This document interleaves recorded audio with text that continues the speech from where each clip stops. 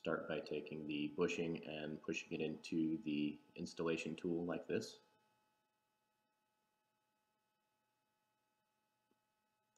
And after you remove all of the old bushing, if there's any left, from the transmission cable,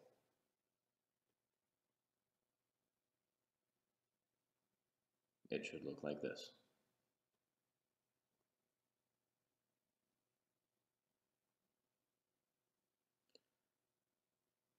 Then take the bushing and tool and press it upwards through the transmission cable end.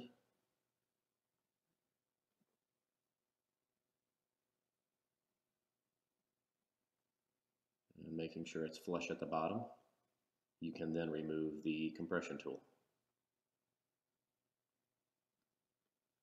And take a look and make sure it's popped into place. And then just press it onto the transmission lever. After you're done, shift it back and forth between park and 1 to be sure everything's in place, and that's all there is to it.